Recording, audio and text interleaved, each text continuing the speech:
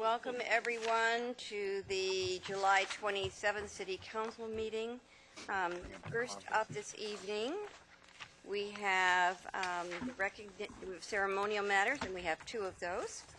The first up is recognition of the American Disabilities Act. Before we begin our planned ceremonial matter this evening, I want to take a couple of minutes to commemorate an important anniversary that we celebrated this past Saturday by reading aloud the national proclamation that recommits us as individuals and as organizations to full implementation of the Americans with Disabilities Act. Quote, on July 26, 1990, President George H.W. Bush signed into law the American with Disabilities Act to ensure the civil rights of people with disabilities. This legislation established a clear and comprehensive national mandate for the elimination of discrimination against individuals with disabilities. On July 26, 2015, we celebrate the 25th anniversary of the signing of the American Disabilities Act. The ADA has expanded opportunities for Americans with disabilities by reducing barriers and changing perceptions and increasing full participation in community life. However, the full promise of the ADA will only be reached if we remain committed to continue our efforts to fully implement the ADA. On the 25th anniversary of the Americans with Disability Act, I, Mayor of the City of Eugene, celebrate and recognize the progress that has been made by reaffirming the principles of equality and inclusion and recommitting our efforts to reach full ADA compliance. Now, therefore, we do hereby affirm to continue to work toward full ADA compliance. I am proud of the City of Eugene's solid history of leadership when it comes to access and equity for people with disabilities in our community, and our strong organizational culture around diversity and human rights. I encourage all of us to remain committed to working to ensure the civil rights of people with disabilities. Thank you. Next, we have a ceremonial matter that we're very proud of. We begin tonight's meeting by recognizing a significant achievement by the men and women of the Eugene Police Department. With us are Police Chief Pete Kearns, Assistant Chief Carl Durr, Captain Sam Kenkar, Captain Sherry Mizell, Sergeant Matt Lowen, and Ed Boyd, Executive Director of the Oregon Accreditation Alliance and retired Chief of Police. And they have come to the podium. Thank you, Mary. Mayor, I'd like to introduce Chief Ed Boyd, retired, and then would you come up, Assistant please. Chief Durr and Captain Mizell and Sergeant Lowen. Welcome. Good evening. Thank you so much for my time here tonight, and I'm very, very pleased to be here. As mentioned, my name is Ed Boyd, and I am privileged to be the Executive Director of the Oregon Accreditation Alliance, as well as a retired Chief of Police from the Albany Police Department. I want to thank Chief Kearns very much for his invitation here tonight, and I am pleased to be here to present the Eugene Police Department with their Certificate of State Accreditation. Accreditation is all about standards. Our profession, our agencies are all about standards. We have standards to become a police officer, standards to graduate from the police academy, standards to be certified as an officer, and standards for the varying levels of certifications that we hold throughout our career. We continually preach and demand standards of accountability, standards of performance, and standards of conduct. Accreditation means that an agency, their operations, their management, policies and procedures meet the best practices the industry has to offer. The accreditation process in general is a progressive and contemporary way of helping law enforcement agencies evaluate and improve their overall performance, and provides formal and professional recognition that an organization meets or exceeds best practice expectations of service and quality in our profession. To be accredited, an agency must meet 102 professional standards comprised of over 400 separate requirements contained within those standards. In Oregon, right at 36% of all law enforcement agencies are currently involved in the accreditation program, which is up from 32% a year ago, and just a little over 23% of Oregon agencies currently hold state accreditation, which is up from 21%. So we're still talking a very small and select group that has attained this level of certification. There are 61 law enforcement and 911 agencies involved in the accreditation program, and right now 39 accredited agencies. It also, in my opinion, takes courage for an organization to take on the rigorous accreditation process. Anytime the chief executive officer of an organization invites an outside third party into their department to review and inspect everything associated with their operations, and thus render an opinion as to whether they meet a set of best practice standards for a given profession, that by itself shows transparency, commitment, and dedication to excellence. The Eugene Police Department joined the Oregon Accreditation Alliance in January of 2014. This is the department's first award of accredited status. Once an agency receives accredited status, they are reevaluated and assessed once every 3 years. It is through the commitment and direction of chiefs, sheriffs, and 911 directors that their respective agencies undertake the rigorous accreditation process to begin with. And although it is truly an organizational-wide effort to attain it, specific and special recognition needs to be given to the accreditation managers, the point people who make it happen. In this case, special recognition goes to Accreditation Manager Sergeant Matt Lowen for his outstanding work in preparing the agency for accreditation. It is now my distinct honor and pleasure to present Chief Pete Kearns and the Eugene Police Department with their award of accreditation. All right. Chief Kearns, on behalf of the Oregon Accreditation Alliance and its Board of Directors, I hereby present you with your Certificate of State Accreditation. Thanks very much. Congratulations.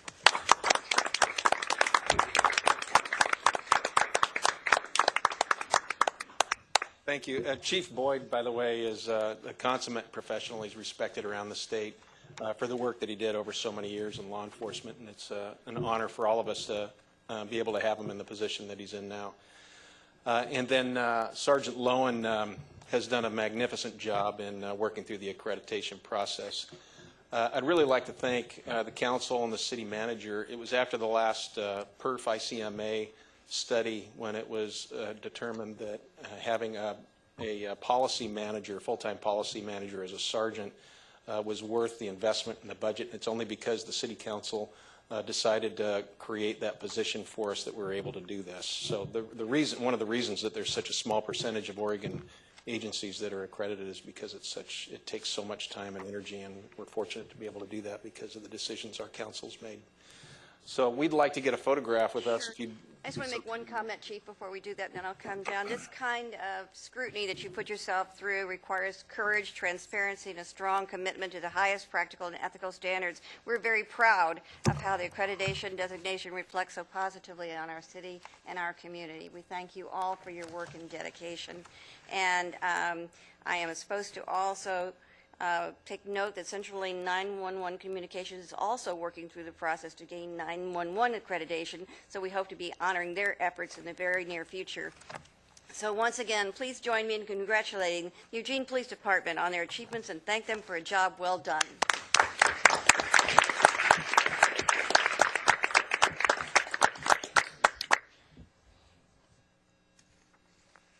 We could stand up here too. All right. Hey. Good job.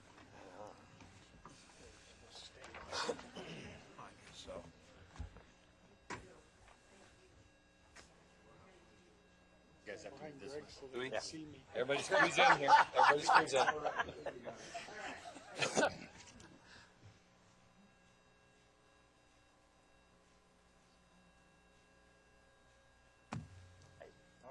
All right. One real and mini phones. Good job, man. Yeah. Good job.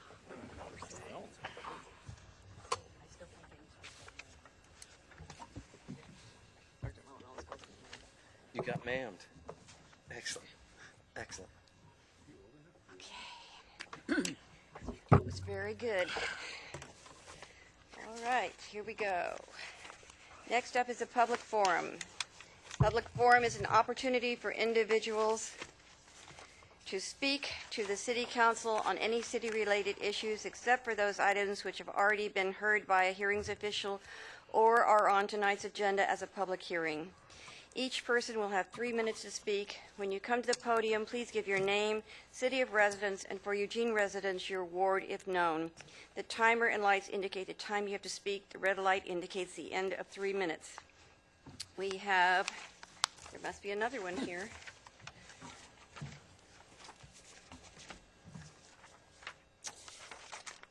I've got 2 and 3 here. Is there another one? Oh, got it. Okay.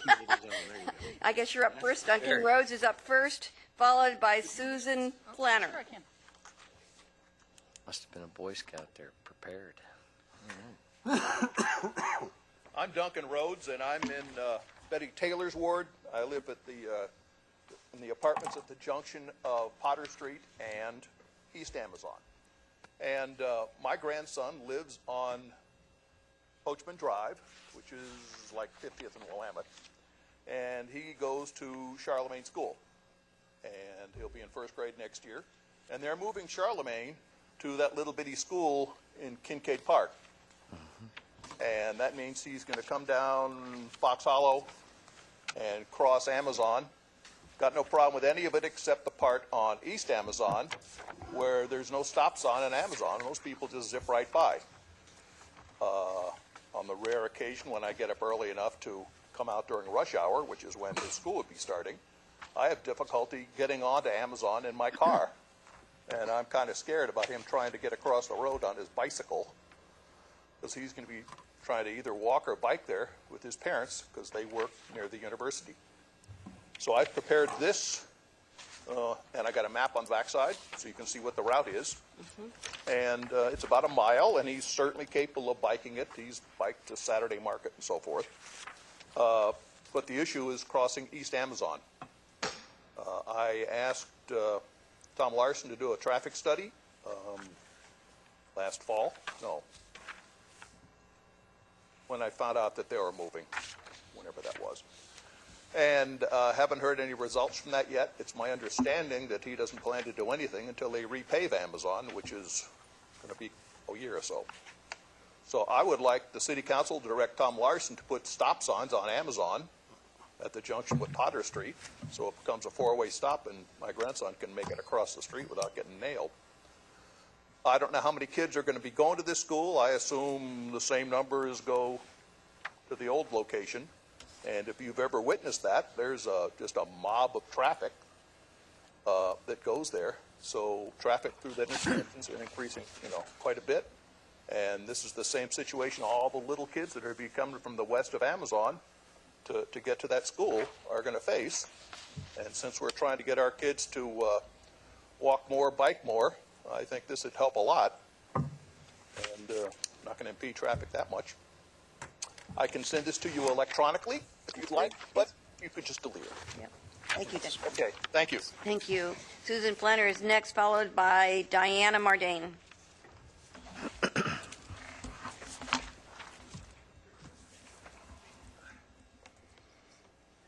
Either one.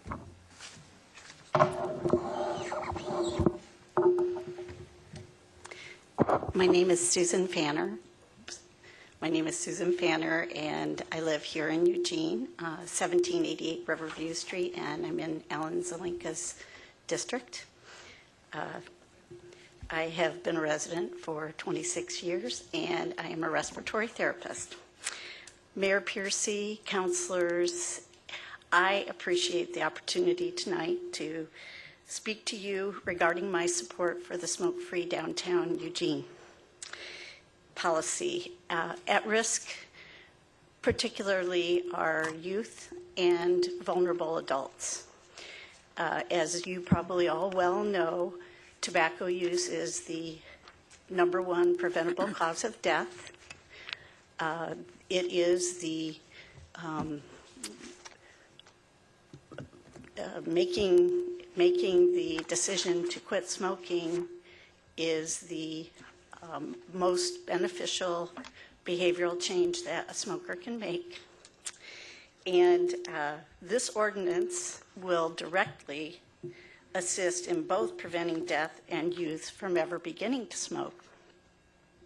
Additionally, by implementing smoke-free downtown, you're creating one of the best means for helping smokers to quit. Passion is often born of strife. 34 years ago, I gave birth to a full-term baby girl. After one day in the hospital, the physician came to me to let me know that I had a healthy baby girl and I would be able to go home later that day. 3 weeks later, she had a cyanotic episode. She turned blue from lack of oxygen. It turns out that she had underdeveloped lungs and passed away 34 years ago next month. The message that I wanted to send to you today is that I have actually taken that strife and turned it around and made this a passion for myself. And I have helped people who need help with quitting, and I have worked with people who have chronic lung disease. I know now that 9 out of 10 people who start smoking would like to be able to quit or have prefer to quit, wish that they had never started. Thank you. Thank you very much. Next up is Diana Mardane.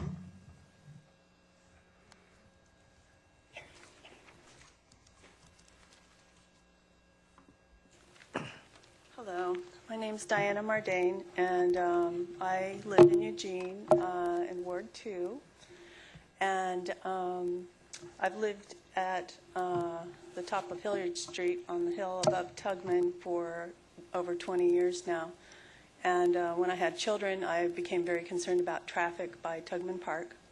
And about 15 years ago, I called the city planning department and asked them to do something about speeding cars by the park.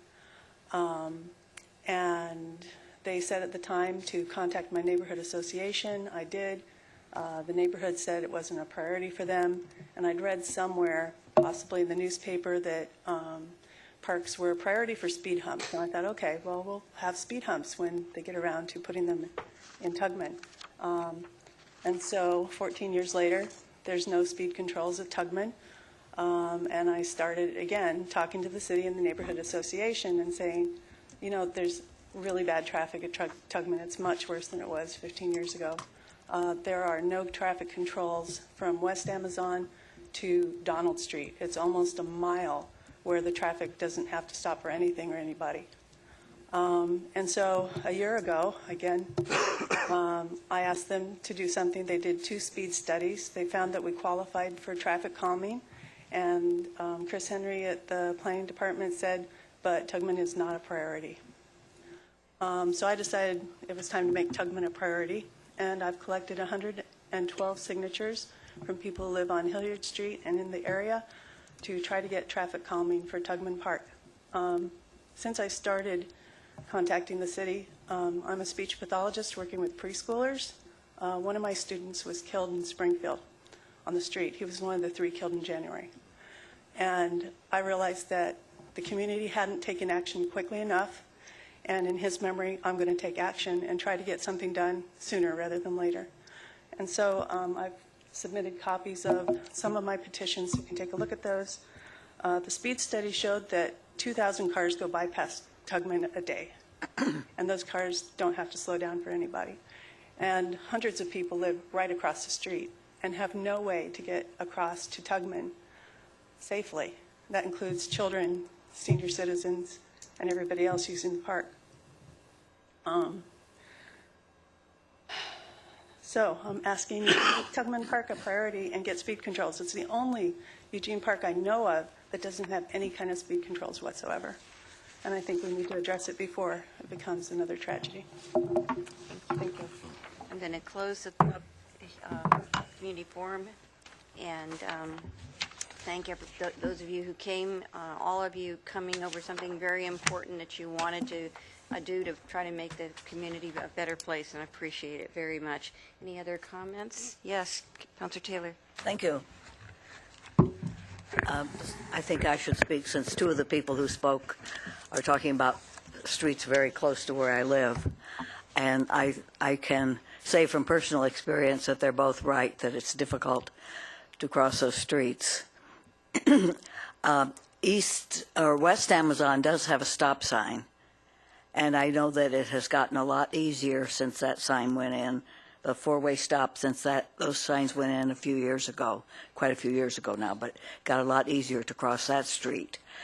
And there are schools and the park, as was said.